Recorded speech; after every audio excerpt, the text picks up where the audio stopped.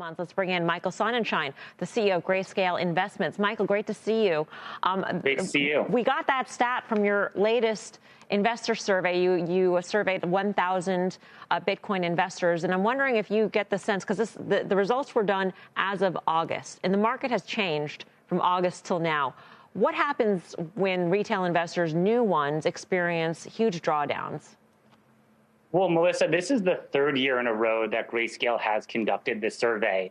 So I think this, the three biggest takeaways before we dive into that are really, one, that we're seeing a long-term investment conviction now in over half of investors who are putting capital to work in Bitcoin. And then two other big takeaways are, one, that there's an uptick in female investors, as well as older generations of investors, so that 55 to 64-year-old range of investors. So even though some of this data is back from August, what we've continued to see is that as investors experience drawdowns in price, they opportunistically use that to average down into their positions.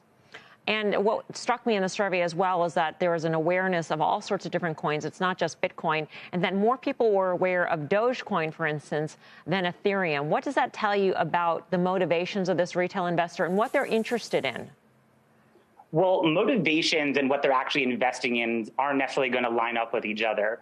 When we think about what investors are eager to get into with respect to crypto, it really now has to do with, one, the staying power of the asset class in their mind, and two, it's about diversification. So there is no question that as investors have come to appreciate that crypto is here to stay, that there is, in fact, an entire asset class out there beyond Bitcoin, beyond Ethereum. And yes, in some instances, that does include them investing in assets like Dogecoin. But what we've actually experienced at Grayscale is investors really appreciating these subsets of asset classes, right? Privacy, gaming, metaverse tokens, stable coins. They're starting to realize there's all these different components that they can look to when they build out a diversified portfolio.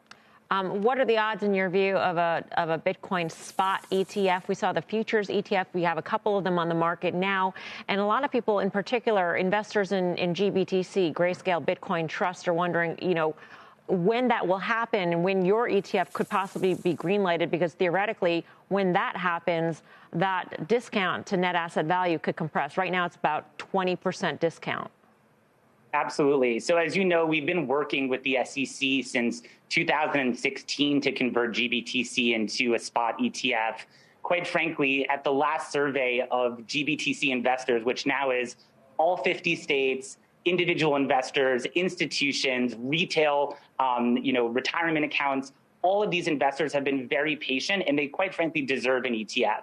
So when we think about how we're engaging with the SEC, it's really about trying to assuage any fears they may have of the underlying crypto market. And more importantly, now that we have had this big milestone with futures-based products, ensuring that they apply a level framework to evaluating a futures product and a spot product. You're not giving me a percentage. What's the probability? You want to stay away from that game? I've been around crypto long enough that percentages and price predictions get nobody anywhere. All I can tell you is we're committed to working on this on behalf of investors. Michael, good to see you. Thank you.